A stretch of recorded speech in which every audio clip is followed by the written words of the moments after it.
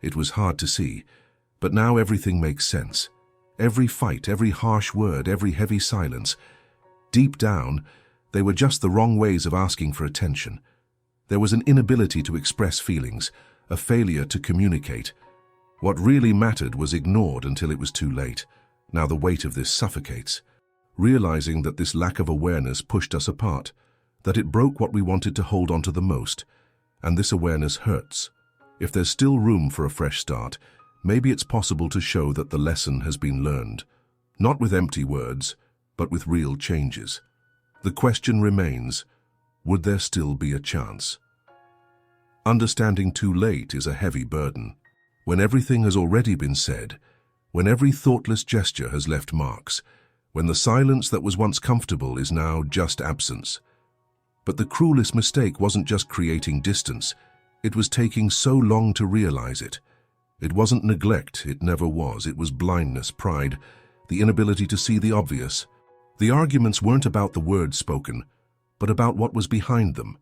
The cold gestures weren't about indifference, but about fear. The distance wasn't a conscious choice. It was a consequence of not knowing how to act differently. Now, every memory weighs like a reminder of what could have been avoided. The look of disappointment, the conversations that always ended at the same point, the exhaustion evident in expressions, the lack of response, the time that kept passing, and that uncomfortable feeling that someday it would be too late. Has that day arrived? Because now the truth is clear. Late, but clear. It wasn't about being right. It wasn't about winning pointless arguments. What was wanted all along was to be noticed, to know that one mattered, to hear that one still made a difference. But instead, need became demand. Insecurity turned into attack, and in the end, what was meant to be protected ended up being destroyed by one's own hands. The reality now is hard, but it can't be ignored.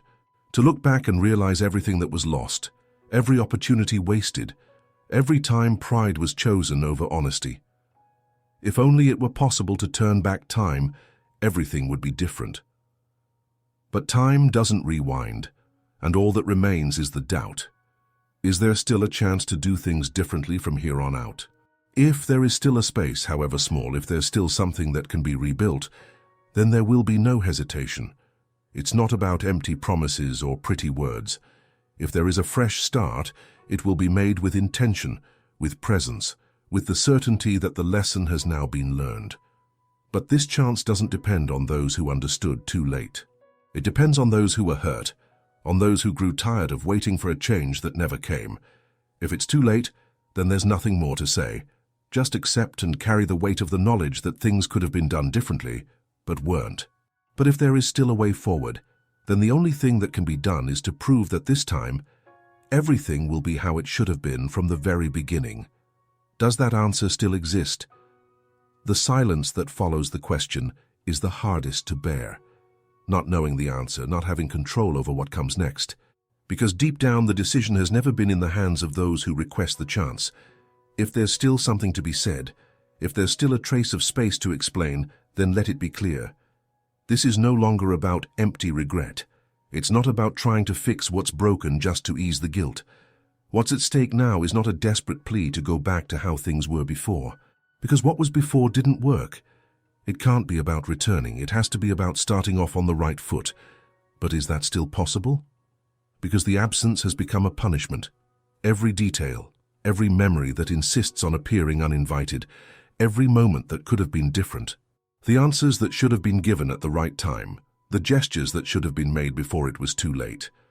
All of this weighs heavy now, and if there's anything harder than losing someone, it's knowing that this loss was caused by preventable mistakes, but to insist would be selfish. If there's no more room for dialogue, if everything has already been decided, then there's nothing to do but accept. Even if it hurts, even if everything in every thought screams to try one more time. But what if there's still doubt?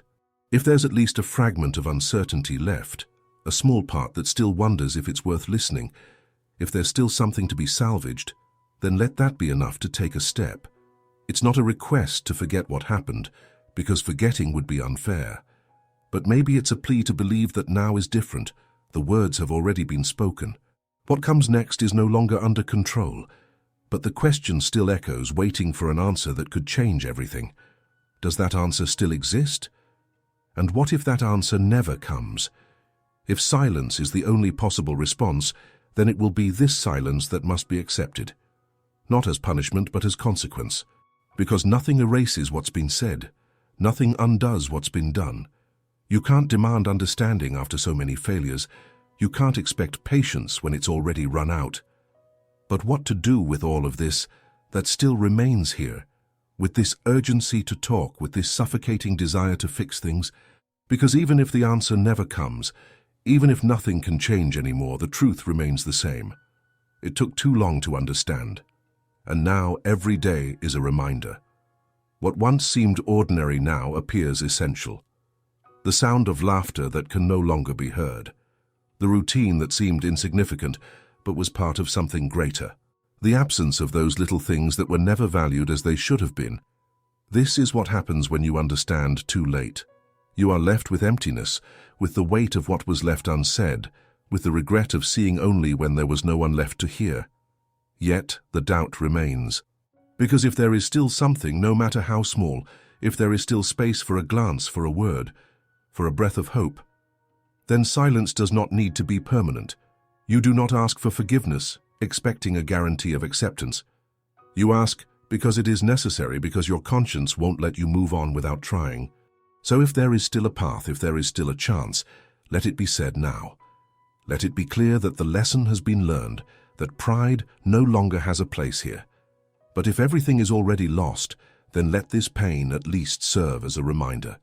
To never again let time pass without valuing those who are close by. To never again allow wrong words to take the place of what truly matters. Now the choice is no longer in the hands of the one who asks, does the answer still exist? And if that answer never comes, how do you move forward? How do you deal with the uncertainty of something that could have been different but may already be out of reach? Because no matter how much you want a second chance, no matter how real the desire to redo everything is, some decisions no longer belong to those who made mistakes. Even so, it's impossible to ignore what lingers. The mind goes back, insists, revisits every detail, every moment where better choices could have been made, better words could have been spoken, different actions could have been taken.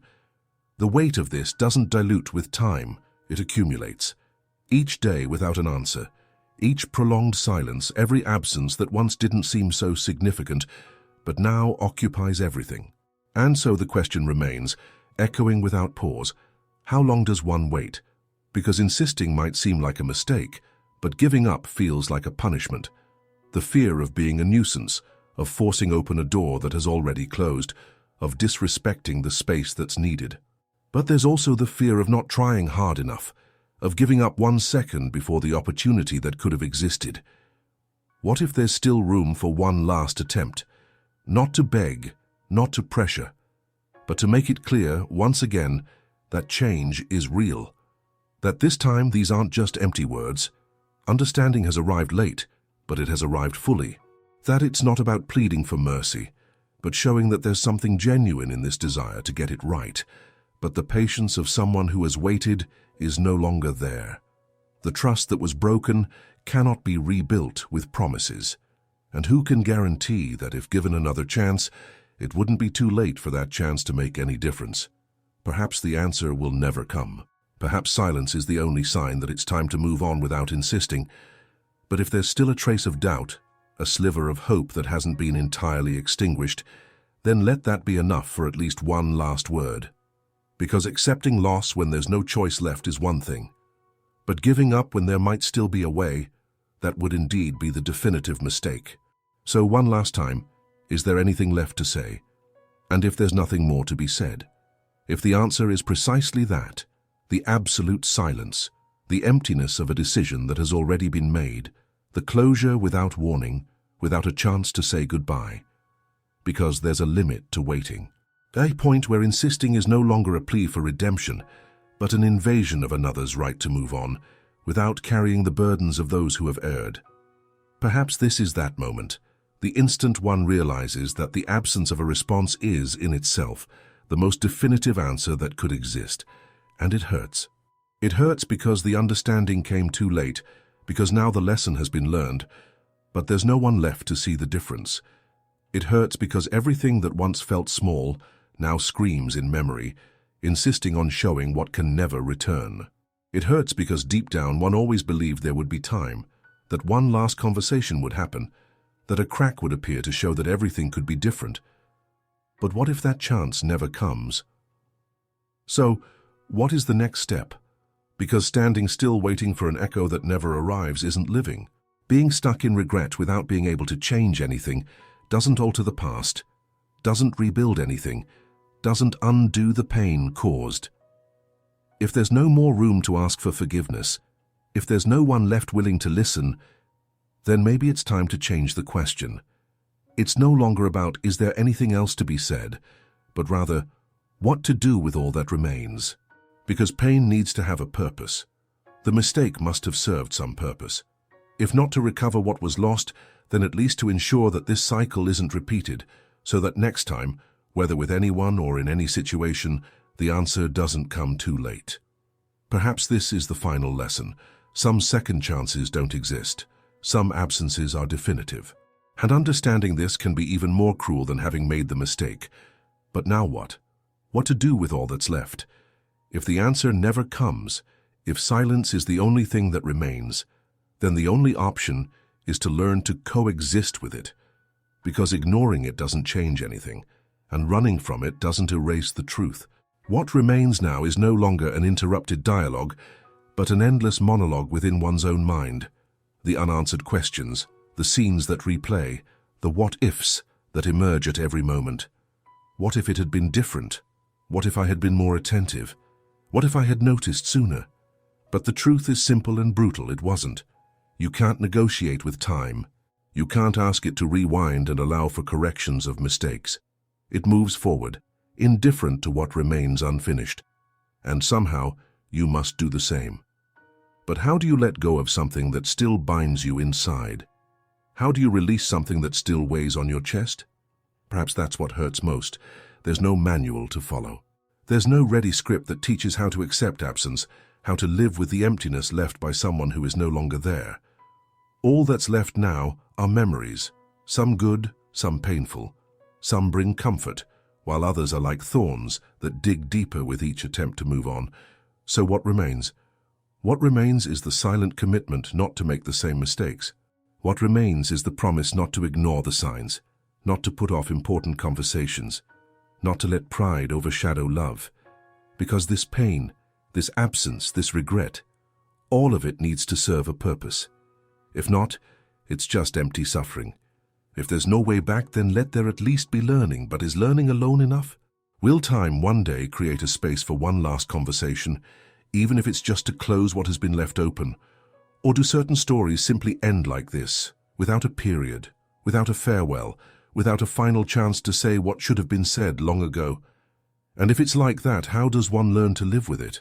If that's the case, if certain stories simply end without a period, without a goodbye, without a final chance to say what should have been said, then learning comes from pain.